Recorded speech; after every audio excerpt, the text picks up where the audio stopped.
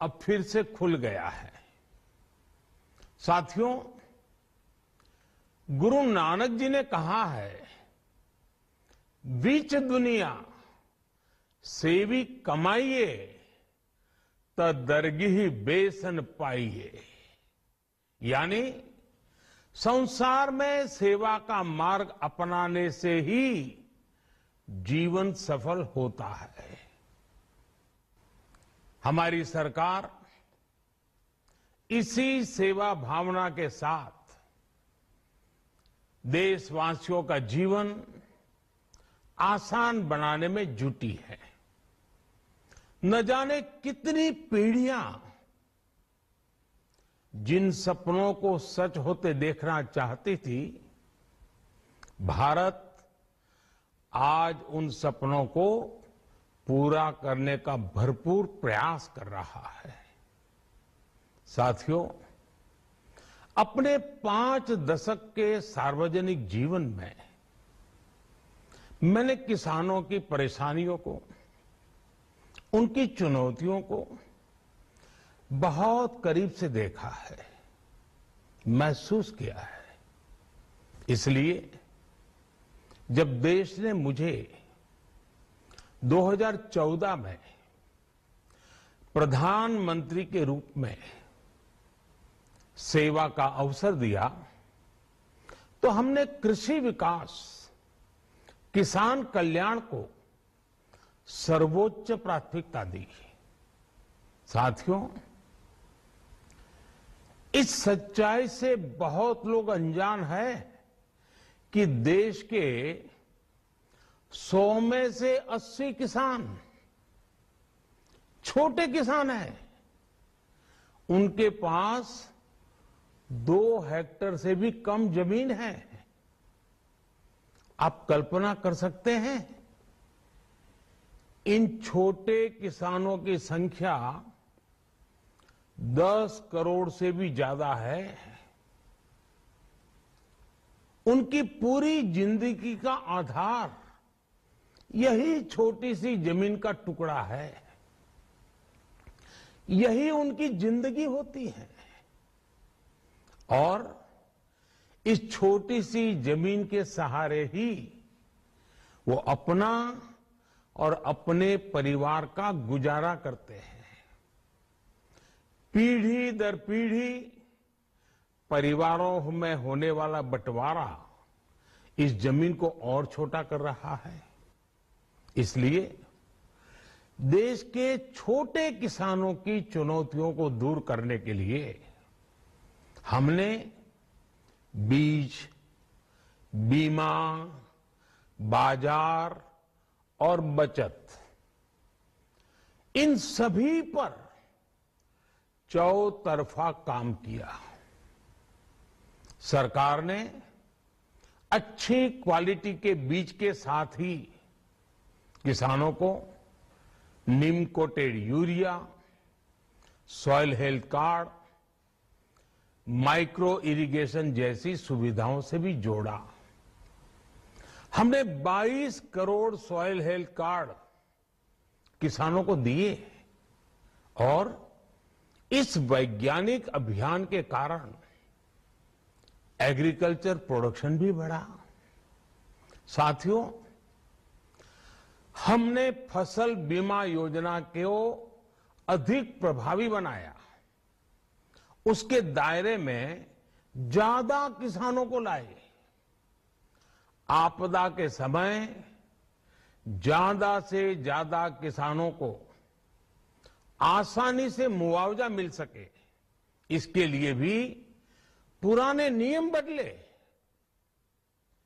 इस वजह से बीते 4 साल में 1 लाख करोड़ रुपए से अधिक का मुआवजा हमारे किसान भाई बहनों को मिला है। हम छोटे किसानों और खेत में काम करने वाले श्रमिकों तक बीमा और पेंशन की सुविधाओं को भी ले आए। छोटे किसानों की जरूरतों को पूरा करने के लिए सीधे उनके बैंक खातों में 1,62,000 करोड़ रुपए ट्रांसफर किए सीधे उनके खाते में। साथियों, किसानों को उनकी मेहनत के बदले उपज की सही कीमत मिले, इसके लिए भी अनेक कदम उठाए गए। देश ने अपने रूरल मार्केट इंफ्रास्ट्रक्चर को मजबूत किया। हमने एमएसपी तो बढ़ाई है, साथ ही साथ रिकॉर्ड सरकारी खरीद केंद्र भी बनाए। हमारी सरकार द्वारा की गई उपज की खरीद ने पिछले कई दशकों के रिकॉर्ड तोड़ दिए हैं। देश की 1,000 से ज्यादा मंडियों को ई नाम योजना से जोड़कर हमने किसानों को कहीं पर भी अपनी उपज बेचने का एक प्लेटफॉर्म दिया और इसके साथ ही देश भर की कृषि मंडियों के आधुनिकीकरण पर भी हमने करोड़ों रुपए खर्च किए। साथियों, आज केंद्र सरकार का कृषि बजट पहले के मुकाबले 5 गुना बढ़ गया है। हर वर्ष 1.25 लाख करोड़ रुपए से अधिक कृषि पर खर्च किए जा रहे हैं। 1 लाख करोड़ रुपए के एग्रीकल्चर इंफ्रास्ट्रक्चर फंड के माध्यम से गांव और खेत के नजदीक भंडारण, इसकी व्यवस्था, कृषि उपकरण जैसी अनेक सुविधाओं का विस्तार, ये सारी बातें तेजी से हो रही है। छोटे किसानों की ताकत बढ़ाने के लिए 10,000 एफपीओ किसान उत्पादक संगठन बनाने का अभियान भी जारी है। इस पर भी करीब 7,000 करोड़ रुपए खर्च किए जा रहे हैं। माइक्रो इरिगेशन फंड के आवंटन को भी 2 गुना करके 10,000 करोड़ रुपए कर दिया गया है।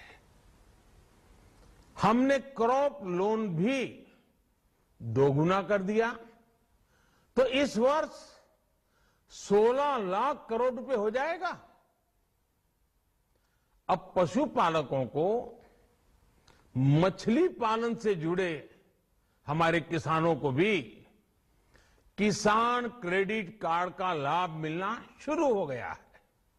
यानी हमारी सरकार किसानों के हित में हर संभव कदम उठा रही है, लगातार एक के बाद एक नए कदम उठाती जा रही है। किसानों की आर्थिक स्थिति सुधरे, उनकी सामाजिक स्थिति मजबूत हो, इसके लिए पूरी ईमानदारी से काम कर रही है। साथियों, किसानों की स्थिति को सुधारने की इसी महाअभियान में देश में 3 कृषि कानून लाए गए थे। मकसद ये था कि देश के किसानों को, खासकर छोटे किसानों को और ताकत मिले, उन्हें अपनी उपज की सही कीमत और उपज बेचने के लिए ज्यादा से ज्यादा विकल्प मिले। बरसों से ये मांग देश के किसान, देश के कृषि विशेषज्ञ, देश के कृषि अर्थशास्त्री, देश के किसान संगठन लगातार कर रहे थे। पहले भी कई सरकारों ने इस पर मंथन भी किया था। इस बार भी संसद में चर्चा हुई, मंथन हुआ और ये कानून लाए गए।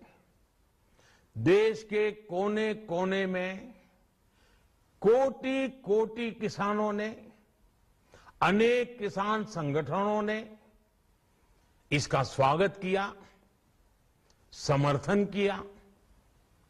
मैं आज उन सभी का बहुत बहुत आभारी हूं, धन्यवाद करना चाहता हूं। साथियों, हमारी सरकार किसानों के कल्याण के लिए, खासकर छोटे किसानों के कल्याण के लिए, देश के कृषि जगत के हित में, देश के हित में, गांव गरीब के उज्जवल भविष्य के लिए पूरी सत्यनिष्ठा से, किसानों के प्रति पूर्ण समर्पण भाव से, नेक नियत से ये कानून लेकर आई थी।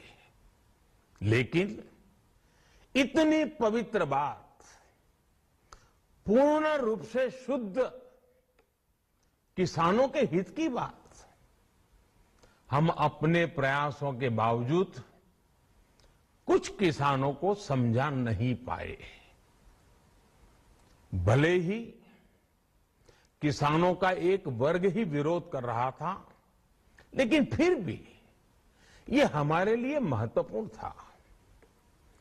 कृषि अर्थशास्त्रियों ने, वैज्ञानिकों ने, प्रगतिशील किसानों ने भी उन्हें कृषि कानूनों के महत्व को समझाने का भरपूर प्रयास भी किया।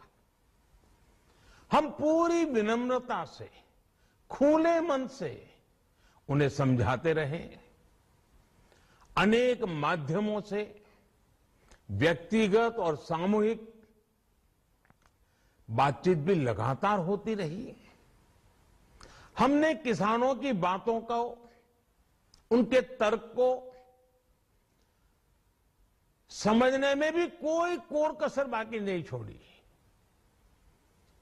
कानून के जिन प्रावधानों पर उन्हें ऐतराज था, सरकार उन्हें बदलने के लिए भी तैयार हो गई।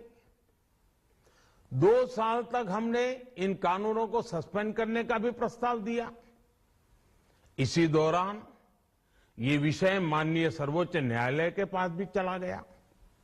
ये सारी बातें देश के सामने है, इसलिए मैं इनके अधिक विस्तार में नहीं जाऊंगा। साथियों, मैं आज देशवासियों से क्षमा मांगते हुए सच्चे मन से और पवित्र हृदय से कहना चाहता हूं कि शायद हमारी तपस्या में ही कोई कमी रही होगी, जिसके कारण दिए के प्रकाश जैसा सत्य कुछ किसान भाइयों को हम समझा नहीं पाए। आज गुरु नानक देव जी का पवित्र प्रकाश पर्व है।